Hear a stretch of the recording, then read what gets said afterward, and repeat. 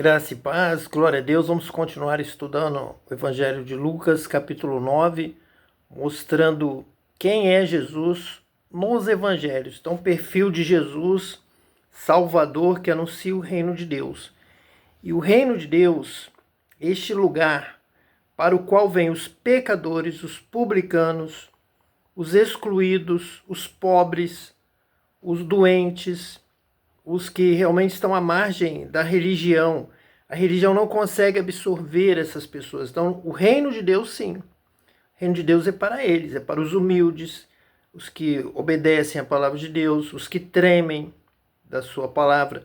Então, é para o homem simples, é para o homem misericordioso, para os mansos. O evangelho pregado a esses mansos que aguardam o retorno de Cristo, aguardam o que Deus tem a fazer por eles. Não fazem a justiça com as próprias mãos, punindo, perseguindo ninguém, matando ninguém, tirando a paz, a alegria de ninguém. São pessoas que esperam em Deus, confiam em Deus, deixam a justiça nas mãos de Deus, oram até pelos que os perseguem. Então tem esse perfil para estar no reino de Deus. Nós vamos ver agora Lucas capítulo 9, versículo de número 27, que nos diz assim: E em verdade vos digo que, dos que aqui estão, alguns há que não provarão a morte até que vejam o reino de Deus. Então Jesus está dizendo que o reino de Deus vem antes que alguns que ali estão morram. Então ele está falando justamente desse reino de Deus que nós estamos aqui descrevendo. Então quando é que este reino de Deus virá? E eles verão, até que vejam o reino de Deus, estarão vivos. Especificamente, quando pobres, quando pessoas abandonadas, esquecidas, excluídas do culto, da festa, da mesa, da adoração, quando eles são batizados com o Espírito Santo e vem o reino de Deus, vem a vontade de Deus prevalecer na terra. Ela vem com a morte de Cristo, seu sofrimento, seu sangue, onde ele obtém a vitória pelo amor. É o que mais ama, o que amou, agradou a Deus, agradou o Pai lhe dá em recompensa. Ele é exaltado, ele é coroado. Então ele toma um lugar ao lado do trono de Deus. Ele é o Filho, ele é o Messias, ele é o que venceu, ele é o que amou. Então é ele que vai implantar este reino de Deus. Então ele já está, ele morre e sobe para o céu, assenta-se à direita de Deus. Ele já começa a receber a herança como filho de Deus. O primeiro penhor dessa herança, a primeira marca, o primeiro sinal é o Espírito Santo que ele recebe. E ele então promete que assim que ele receber qualquer coisa no céu, ele vai compartilhar conosco, com seus irmãos aqui na terra, pois somos co-herdeiros. Então nesse momento está implantado o reino de Deus. É o reino do Pai, do Filho, Cristo, do Espírito Santo. Então vem o Espírito Santo. Jesus sobe e ele não nos deixa órfãos. Nos batiza com o Espírito Santo. O Espírito da promessa. É claro que o Espírito de Cristo, ele ressuscitado no céu em Espírito, ele está conosco. Mas vai haver este mover agora no Espírito Santo, representando a implantação no reino de Deus. Então quando um pobre é batizado com o Espírito Santo, como Pedro, lá no Pentecoste, ele recebe autoridade, ele recebe sabedoria, ele toma a palavra e mais de 3.000 pessoas se unem à igreja para a celebração da vitória. Ali está o reino de Deus. Então quando ele diz aqui, alguns há que não provarão a morte até que vejam o reino de Deus, ali no Pentecostes, mais diretamente, somando toda a morte, sofrimento, ascensão de Cristo, ali está o reino de Deus chegando. Porque este pobre, este publicano, este excluído, agora ele recebe poder do alto, poder do céu. Então os céus já estão dominando sobre a terra. Será feito, venha o teu reino, seja feita a tua vontade, assim na terra como no céu. Então quando é que vem o teu reino? Na nossa oração do Pai Nosso. Nós oramos: Pai nosso que estás nos céus, santificado seja o teu nome, venha o teu reino. Então, há alguns aqui que não provarão a morte até que vejam o reino de Deus. Venha o teu reino. Quando é que vem o teu reino? Vem o reino de Deus quando é feita a tua vontade, assim no céu como na terra. E quando é que a vontade de Deus começa realmente a ser feita? Com correção, com entendimento. Realmente essa é a vontade de Deus, essa é a palavra de Deus. Quando nós recebemos o Espírito Santo. Então ele escreve toda a lei, toda a palavra no nosso coração, recebemos um novo coração do Pai e recebemos um novo Espírito, o Espírito Santo, que vai estar aqui junto com o nosso Espírito, testificando com o nosso Espírito que somos filhos de Deus, que é chegado o reino de Deus. Então não há dificuldade nenhuma na interpretação de Lucas 9, 27, quando percebemos que até que vejam o reino de Deus, foi cumprido no Pentecostes. Então o reino de Deus, este Pedro, esse pescador, é o grande exemplo de liderança do reino de Deus. Um homem iletrado, indouto, batizado com o Espírito Santo. Ele tem toda a direção, todo o reino de Deus, toda a vontade de Deus sendo feita aqui na terra como é no céu, pelo batismo com o Espírito Santo. Versículo 28. E aconteceu que quase 8 dias depois destas palavras, tomou consigo a Pedro, a João e a Tiago e subiu ao monte a orar. Aqui já é um grande momento de preparação para o reino de Deus. Ele promete. Se ele prometeu, ele é fiel, ele vai cumprir. Alguns há que não provarão a morte até que vejam o reino de Deus. Então ele sobe ao monte a orar e leva consigo Pedro, João e Tiago. Então não só Pedro, para que também Pedro, João e Tiago possam ter essa visão do reino de Deus. É quando vem a vontade de Deus, o Espírito de Deus, o poder de Deus, os anjos do céu, a glória de Deus revelada. E vem também aqui na figura desse monte da transfiguração, que nós vamos estar lendo agora, no versículo 29. E estando ele orando, transfigurou-se a aparência do seu rosto, e a sua roupa ficou branca e muito resplandecente. Para Jesus, quando ele diz que alguns há que não provarão a morte até que vejam o reino de Deus, se Pedro, João e Tiago estão vendo a transfiguração, de certa forma eles já estão vendo o reino de Deus.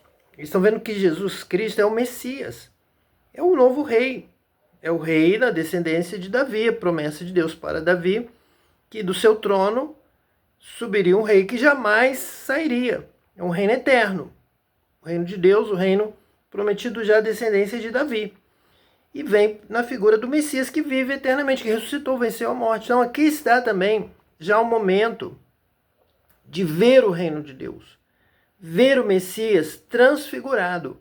Transfigurou-se a aparência do seu rosto e a sua roupa ficou branca e muito resplandecente. Já é sinal de que o céu já está reinando na terra. Alguém do céu, Jesus Cristo, o Messias, é o rei dos reis, é o rei do reino de Deus. O reino de Deus é chegado a vós. Então, na figura de Cristo, será estabelecido realmente entre nós com o Espírito Santo, com o reino do Espírito Santo, com o batismo com o Espírito Santo. Ele vai estar habitando em nós. Então, ele é o rei, nós os súditos, nós conhecemos o rei, obedecemos o rei. Podemos obedecer porque entendemos tudo, sabemos tudo, temos poder para ensinar tudo, temos a revelação de toda a palavra, porque é o Espírito Santo quem fala aqui através de nós, ele está habitando em nós. Este é o reino de Deus, total, pleno, em sua plenitude. É o reino da vontade de Deus, é o reino que o Espírito Santo está executando suas palavras, seu pensamento, sua sabedoria, seus dons espirituais. É o reino de Deus completo. Está aqui entre nós, pelo Espírito Santo, está falando conosco agora. E Pedro, João e Tiago tiveram uma experiência semelhante à nossa, que também tivemos essa experiência. Versículo 30. E eis que estavam falando com ele 2 homens, que eram Moisés e Elias. Veja aqui, nós já temos aqui essa ligação. Seja feita a tua vontade assim na terra como nos céus. Então, pelo Espírito Santo, também até mesmo Moisés e Elias, representando o reino do Antigo Testamento, o reino de Deus na terra, o reino de Deus com os homens, homens que já viveram no passado, homens ali também unidos com os céus, estavam falando com ele dois homens, que eram Moisés e Elias. Então eles tiveram toda aquela revelação já dessa ligação dos céus e da terra, do reino de Deus na terra. Temos o reino de Deus, a vontade de Deus sendo feita nos céus, e a oração: venha ao teu reino. Seja feita a tua vontade assim na terra como nos céus. Então, uma unidade. Em Cristo é feita essa unidade. Ao estar ali, estão Pedro, João e Tiago. De um lado, 3, representando ali os apóstolos, o mundo atual. A terra, com essa perspectiva dos apóstolos, dos discípulos também, que serão batizados com o Espírito Santo. Vão ter essa ligação com o céu através do batismo com o Espírito Santo. Então nós temos, de outro lado, Jesus, o Cristo, o Messias, conversando com Moisés e Elias, precursores de homens que foram arrebatados para o céu, e dessa possibilidade de nós nos ligarmos ao céu, estarmos unidos, reinarmos com Cristo no céu, habitarmos no céu em espírito. Então já vem em espírito Moisés e Elias representando essa unidade. Em breve estarão Pedro, João e Tiago também nessa ligação. Mas ela já começa aqui na terra, não é preciso morrer, estar em espírito após a morte. O corpo volta ao pó, a terra que o deu, o espírito volte a Deus que o deu, e o corpo volte à terra como era pó na terra. Não é necessário, porque agora nós somos batizados com o Espírito Santo. Então nós já temos direto essa comunhão com o céu. Ouvimos o céu, somos guiados pelo céu, pela palavra de Deus. E aqui está essa representação. Pedro, João e Tiago, venham ver essa ligação do reino de Deus na terra. Essa vinda do reino de Deus para a terra através da presença aqui de Moisés e Elias, os quais apareceram com glória e falavam da sua morte, a qual havia de cumprir-se em Jerusalém. Então veja que todo o plano, nós já temos mencionado nos estudos anteriores, que ele teria que passar em todas as cidades do território de Israel e terminar em Jerusalém. Então ele não era como João Batista, queria deixar ser preso, decepado por Herodes, ele mesmo diz isso nos versículos anteriores que nós estudamos. João Batista ficou ali para morrer, porque importa que ele cresça e que eu diminua. Então para João não importava onde ele morresse, de que forma ele morresse. Mas Jesus não, Jesus fugia, Jesus ia para outra cidade, ia para o deserto. Eu aconselhava os apóstolos também fugir de uma cidade, forem perseguidos, forem rejeitados, porque nós temos que morrer, já está marcado, a qual havia de cumprir-se em Jerusalém. Quando quiseram apedrejar a Jesus lá na sua cidade, ele fugiu, passou no meio, não conseguiram pegá-lo, porque não era a hora. Não era ali o local que queriam apedrejar a Jesus e matá-lo. Ele tinha que morrer em Jerusalém. Um profeta não poderia morrer fora de Jerusalém. A palavra o levava a essa morte pela cruz, numa cruz em Jerusalém. Então, os quais apareceram com glória, com manifestação de poder, a veste resplandecente, luzes, e algo que foi realmente grandioso, resplandecente é a palavra que é usada aqui nessa tradução de Lucas. E vinham falando da sua morte. Claro, é como um conselho, como um consolo, como uma preparação para a sua morte, e permitindo que Pedro, João e Tiago tivessem essa lição dos céus, do conhecimento dos céus, do cuidado dos céus. Existem horas que nós temos o relógio, o tempo, e podemos trabalhar com um tempo mais curto, um tempo mais longo para realizar alguma tarefa, mas os céus eles se manifestam em certos momentos com uma intensidade, com foco, com uma hora tão exata que chega a superar o nosso segundo. No tempo de Deus, no tempo exato, no tempo daquele acontecimento. Então já está tudo traçado, a possibilidade dos céus anteciparem fatos. Então falavam da sua morte, a qual havia de cumprir-se em Jerusalém. Veja que antecipado é uma palavra profética. E vai acontecer. E Deus age, Deus estende a mão, faz um movimento, dá um livramento, dá um encaminhamento num tempo muito mais exato do que os nossos relógios humanos, que contamos o tempo mínimo em um segundo. Por exemplo, nossos relógios vão marcar, nós vamos pensar o mínimo um segundo. Mas o tempo de Deus é tão exato que Deus está movendo céus e terra, Deus está agindo, Deus está abençoando, Deus está dando, Deus está tirando, Deus está fazendo. Coisas estão acontecendo realmente pela ação de Deus, pelo poder de Deus, pela mão de Deus, pelo controle de Deus, aqui, pela direção de Deus, como estavam aqui Moisés e Elias, já com essa revelação dos céus, com essa presença nos céus, estavam aqui na terra em espírito, conversando com Jesus em glória, e Pedro, Tiago e João observando, sem saber muito bem esse movimento de Deus, essa palavra que Lucas aqui relata, falavam da sua morte, a qual havia de cumprir-se em Jerusalém, com tal exatidão que só mesmo dos céus. Esse já é o reino de Deus, agindo aqui na terra de uma maneira maravilhosa, milagrosa, muito superior a toda a nossa capacidade de conhecimento terreno humano. Vemos agora então o versículo de número 32, que diz assim: E Pedro e os que estavam com ele estavam carregados de sono, e quando despertaram, viram a sua glória e aqueles dois homens que estavam com ele.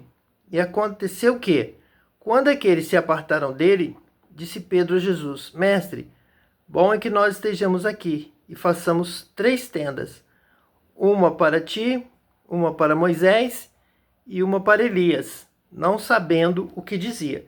Então veja bem, essa ação de Deus, essa palavra, os deixou tão sem capacidade de compreender que eles poderiam pensar que estavam tendo um sonho, que era simplesmente uma visão distante.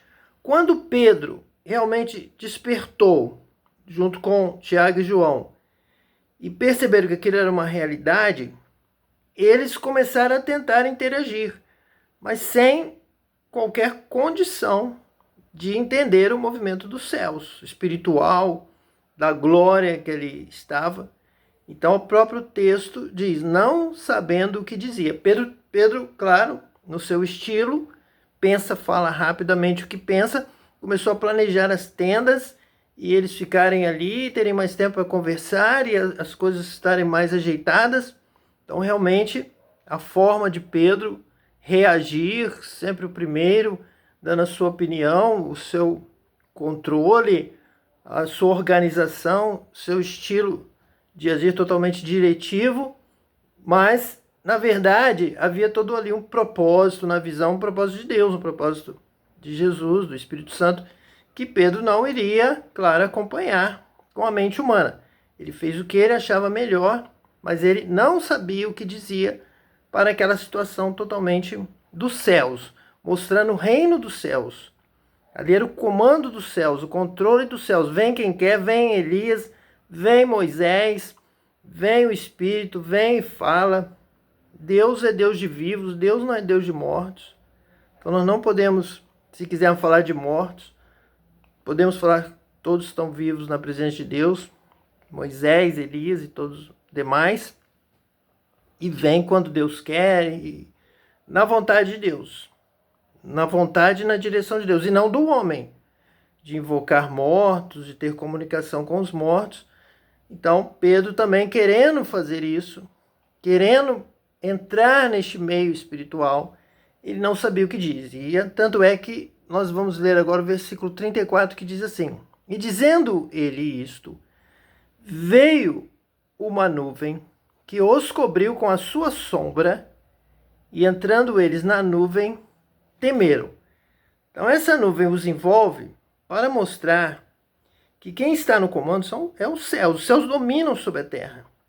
E essa mentalidade de Deus, que é espírito, do Espírito Santo, de Moisés, Elias, ali da ação que estava acontecendo, é totalmente desconhecida. Eles não vão saber o que vai acontecer depois, a sequência, eles têm que ficar na dependência de Deus. Então vem uma nuvem, e do meio da nuvem sai uma voz que dizia, eles entrando na nuvem temeram, e saiu da nuvem uma voz que dizia: Este é o meu filho amado, a ele ouvi. Então, em um certo momento, eu também estava ali realizando a obra de Deus, deitei e fui envolvido por uma nuvem que tem a sua consistência um pouco mais leve do que a água. Ela flui bem próximo, bem semelhante a estar dentro d'água, mas como se houvesse mais oxigênio do que o líquido. Então dá para sentir as bolhas, o oxigênio mover, é mais leve, mais suave. E dali também Deus começou a falar comigo. Deus disse: porque eu tenho me agradado de ti e porque eu te escolhi. E aqui da mesma forma, a mesma experiência que eu tive, aconteceu ali com Pedro, Tiago e João. E Deus fala do meio dessa nuvem que os envolveu e eles temeram. Exatamente o que aconteceu comigo. Foi me envolvendo da ponta dos pés até a cabeça, o corpo inteiro envolvido, como se estivesse dentro mesmo de uma nuvem. Sempre conto essa experiência. É exatamente isso que está aqui na palavra de Deus. É uma nuvem, vem uma nuvem, os cobriu com a sua sombra. Entrando eles na nuvem, temeram, e saiu da nuvem uma voz que dizia: este é o meu amado filho, a ele ouvi. Então tive essa oportunidade de ter essa mesma experiência por 2 vezes, porque eu tenho me agradado de ti, e depois de falar, de dar direção, com a voz constante, é como se quem está falando não precisa pensar nem precisa respirar. A voz é contínua, sempre no mesmo nível, e não para, não tem intervalo, não tem pausa, muito suave, sempre constante, e com um final que há uma entonação para o fim, porque eu te escolhi, porque eu tenho me agradado de ti, por isso toda esta palavra, por isso toda essa direção de Deus. Então aqui saiu da nuvem uma voz que dizia: este é o meu filho amado, a ele ouvi. Bem, exatamente da forma como falou comigo. Versículo 36. E tendo soado aquela voz, Jesus foi achado só, e eles calaram-se. E por aqueles dias não contaram a ninguém nada do que tinham visto. A mesma reação aconteceu comigo. É de tal forma diferente do natural, e vem a voz de Deus, que nós nos calamos e não contamos para ninguém, para poder tentar entender, absorver o sentido, onde isso vai levar, o que será da nossa vida dali para frente, o que vai acontecer. Então vem esse envolvimento. Embora venha, a princípio, este envolvimento parecendo exterior a nós, porque veio uma nuvem que os cobriu com a sua sombra. Entrando eles na nuvem, temeram. Aí sai da nuvem uma voz que dizia: este é o meu amado filho, a ele ouvi. Então, soa essa voz, depois vem aquele silêncio, toda aquela reflexão. Jesus foi achado só, aí todos se calam e começam a refletir, como também aconteceu com Daniel, como também aconteceu com Ezequiel, como também aconteceu com Isaías, que também tiveram este encontro com Deus, ouviram a voz de Deus, ou tiveram o chamado de Deus. O que acontece é que eles só vão realmente falar quando isso acontecer dentro deles. Então há este envolvimento por fora. Mas é uma preparação, tudo isso aqui que nós lemos desde o início é uma preparação para o reino de Deus. Venha o teu reino, seja feita a tua vontade, assim na terra como no céu. É como se pudéssemos dizer que vem o céu descendo no batismo com o Espírito Santo. Ele vem em nós e ele vem habitar em nós. Ele é derramado dentro de nós. Aí ele vai falar. Aí tudo vai ficar claro. Mas aí já será o próprio Espírito Santo, o poder, já não mais envolvendo como uma nuvem, mas vindo morar dentro de você. Então ele toma conta e habita junto com você. Há um diálogo. Já há uma rapidez, porque ele está dentro de você. Então ele já fala com você na sua mente, você já entrega a palavra, você já entrega a revelação. Imediato. Ele move os seus braços, ele move os seus gestos, move o seu corpo, move a sua boca, os seus olhos, tudo envolvido por essa nuvem, você percebe que é aquele mesmo sentimento, aquela mesma paz, aquele mesmo que te envolve, só que agora ele está dentro de você. Você sente toda parte do seu corpo, como se fosse nos seus poros, que há esse poder, que há essa unção, que há essa paz dentro de você. Então, vários versículos da Bíblia como este começam a ficar claros para você. Começa a entender, a minha paz vos dou, o Espírito, não vos preocupeis. Ele vai falar por vocês, porque ele vai estar em vocês. E o reino de Deus vai estar em vós, entre vós, vai estar dentro de vós. E já lá em Moisés, a promessa de Deus é que realmente Deus iria habitar em nós, no povo de Israel, como congregação, como templo. O templo não seria aquele de pedra, feita por mãos humanas. Deus não habitaria em templo feito por mãos humanas. Nós é que já fomos criados com essa perspectiva, porque o Espírito pode habitar em nós. O Espírito já quer habitar em nós.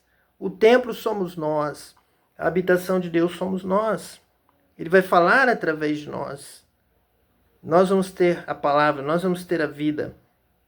Nós vamos ter o poder de Deus dentro de nós. O reino de Deus vem estar dentro de nós, na direção, no conhecimento, no entendimento, na obediência.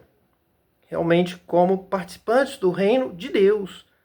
Porque é o Espírito de Deus que vai nos dar tanto o conhecimento de qual é a vontade de Deus, qual é a palavra, qual é o significado, o que realmente Deus quer corretamente, e vai nos mover com poder para praticar, viver e ensinar.